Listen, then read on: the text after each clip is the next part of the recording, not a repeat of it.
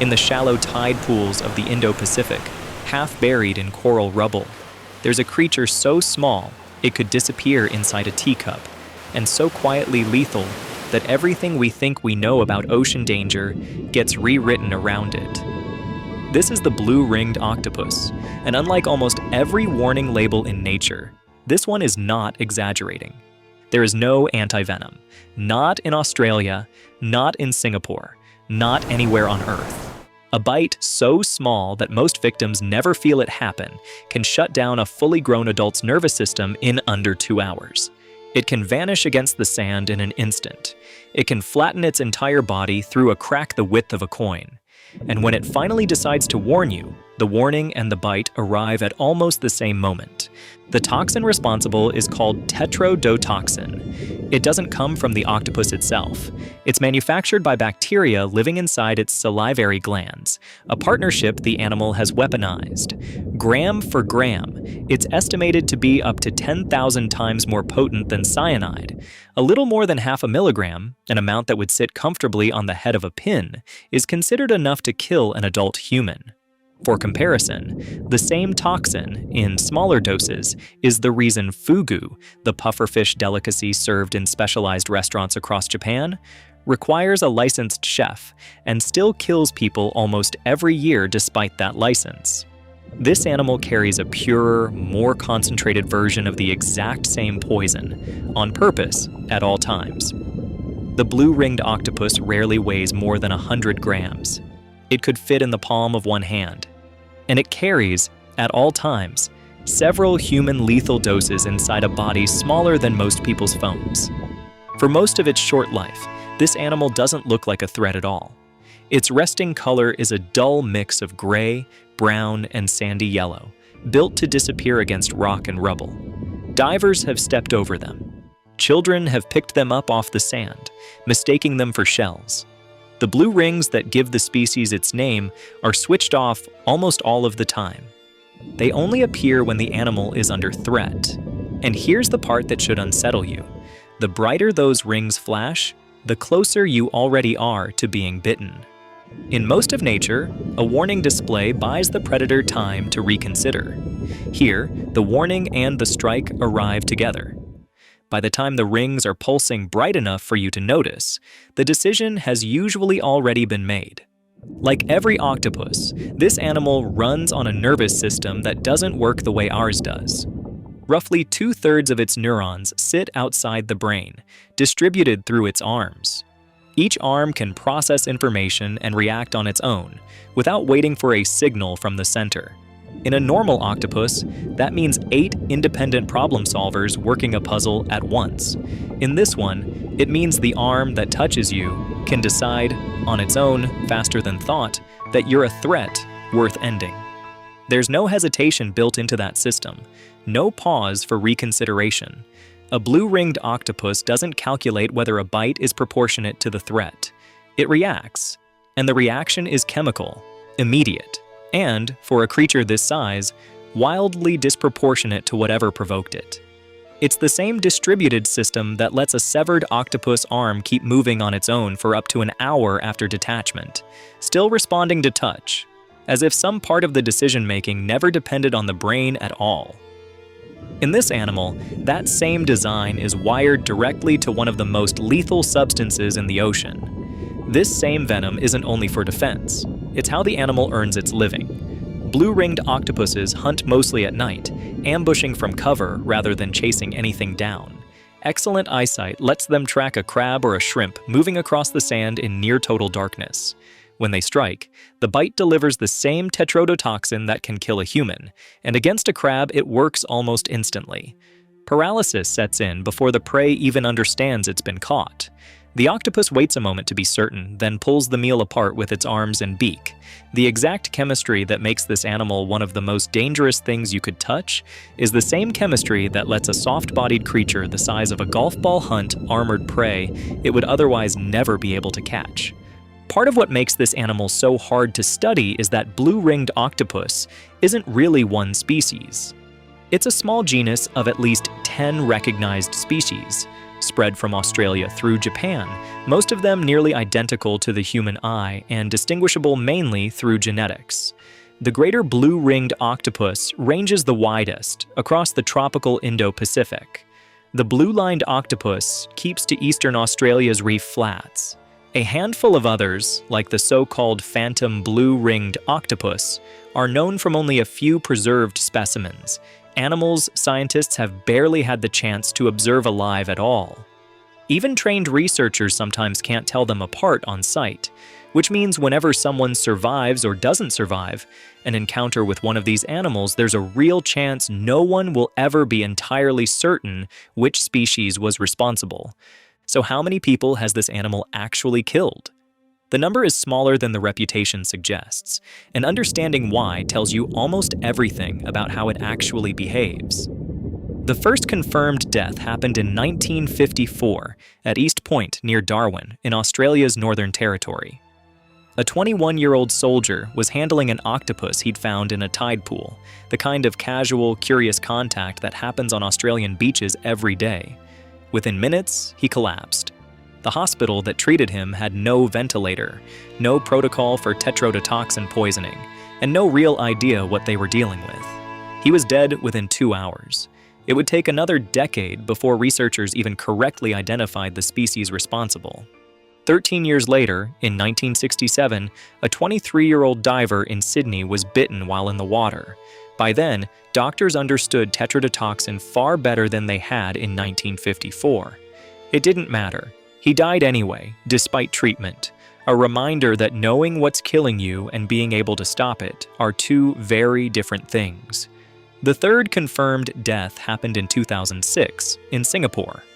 A 4-year-old child playing near the water picked up and handled an octopus. That's all it takes. But not every case ends there. In one documented incident, a 4-year-old boy was bitten and rushed to a hospital, where doctors intubated him and placed him on a ventilator. For 17 hours, machines breathed for him while the toxin worked its way through his system. Around the 15-hour mark, his own muscles began moving again. He walked out of that hospital with no lasting damage. The difference between that outcome and the 3 deaths before, it wasn't the dose, or the species, or luck. It was speed. How fast someone recognized what was happening, and how fast a ventilator reached him. Today, most Australian beach safety programs teach children about this animal by name, right alongside sharks and jellyfish, precisely because of cases like these. 3 confirmed deaths in over 70 years.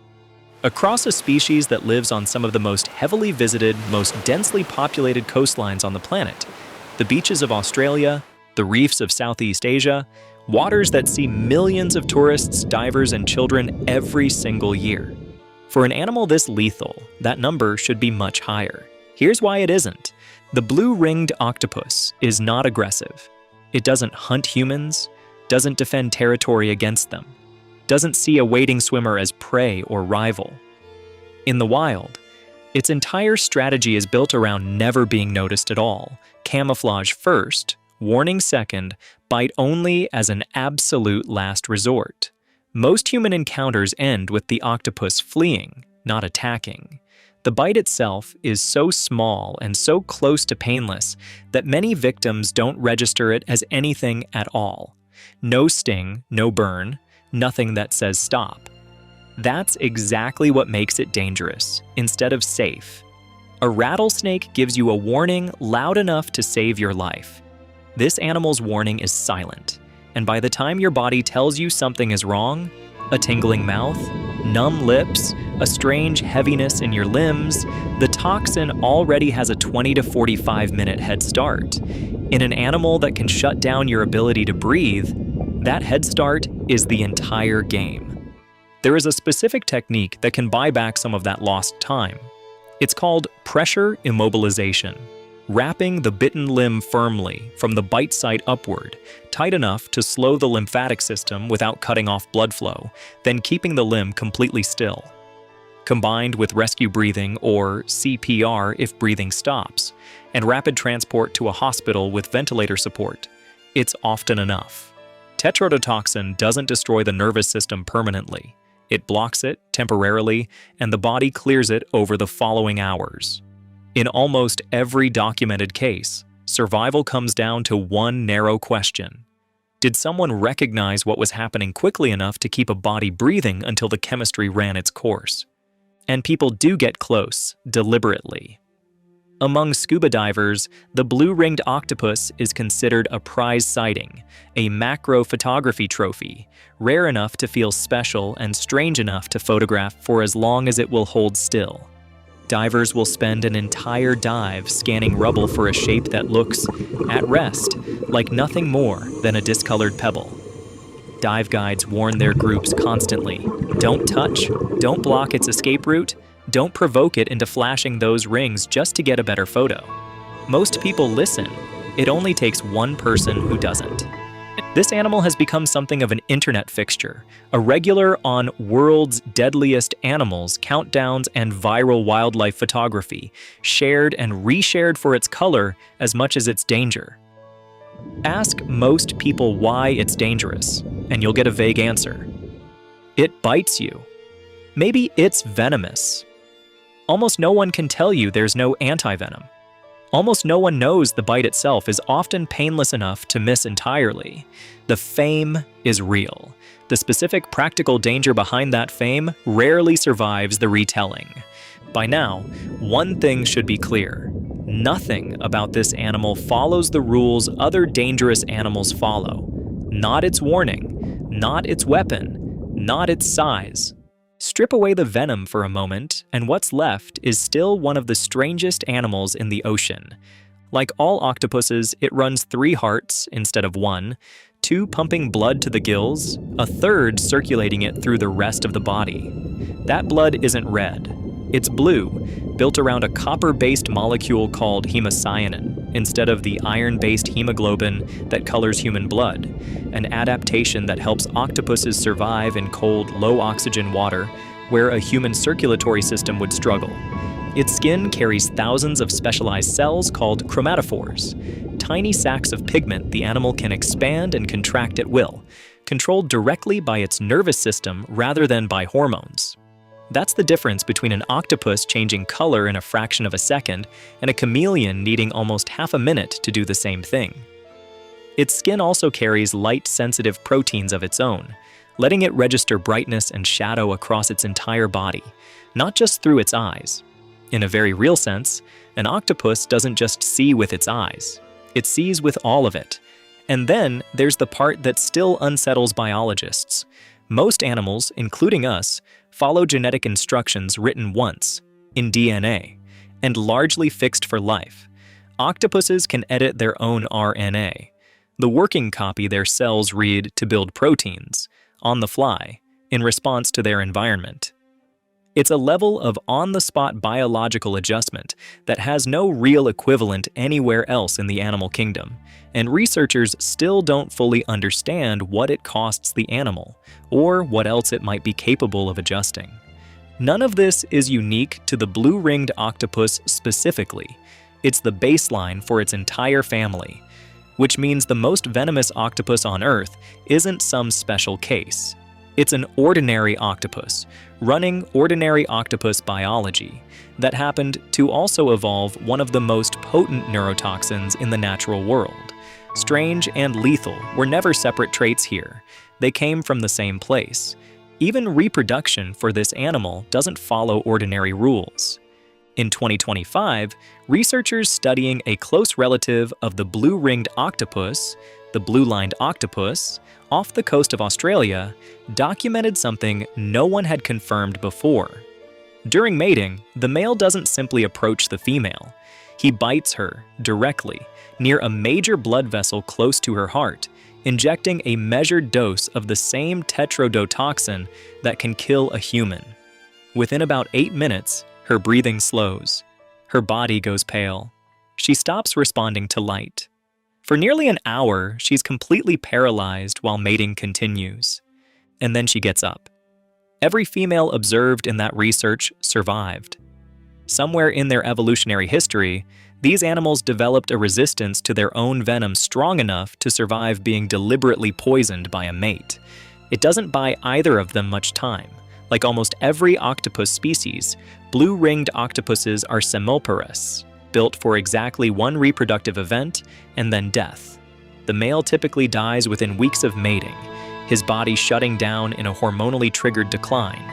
The female lays somewhere between 50 and 300 eggs, then stops eating entirely. For about a month, she does nothing but guard and clean them, running her own body down to almost nothing. When the eggs hatch, she dies too. None of this happens in isolation. Before they ever reach the golf ball size that makes them recognizable, juvenile blue-ringed octopuses are themselves prey, hunted by larger fish, eels, and bigger cephalopods long before they're old enough to mate. Only a small fraction survive to adulthood at all. The adults that do make it spend their short lives quietly thinning out the crab and shrimp populations across the reef flats and tide pools they inhabit, a small, largely invisible check on the ecosystem around them. Remove them, and that balance shifts in ways that ripple outward for years, long after anyone stops thinking about the animal that used to be there. An animal that can kill a grown adult in under 2 hours, and that survives being poisoned by its own mate, still can't survive the one thing every single one of them does exactly once. There's a lot researchers still can't answer. No one fully understands why blue-ringed octopus venom is so much more concentrated, dose for dose, than the tetrodotoxin found in other animals that carry it, like pufferfish. No one knows exactly how the RNA editing ability found across octopus species interacts with an animal whose entire survival is already built on split-second changes to its own body. And with a lifespan of barely a year or two, most individuals never live long enough for scientists to study them across multiple seasons at all. What is clear is this. This is one of the very few animals on the planet capable of ending a human life, that most people who encounter it never even realize was dangerous until it was already too late to matter. Go back to that tide pool, the rock you'd step over without a second look. The small, dull-colored shape half buried in the rubble, easy to mistake for nothing at all, until something disturbs it, and for one brief, brilliant moment, electric blue rings ripple across its skin. Most people who see that color for the first time reach for their phone to take a photo. A smaller number reach out a hand. There is no antivenom. There never has been. The only thing standing between a curious hand and a hospital ventilator is distance, and the decision never to close it. The blue-ringed octopus doesn't chase you. It doesn't hunt you. It doesn't even really want to hurt you. It just doesn't get a say in what happens once you've already reached out and touched it.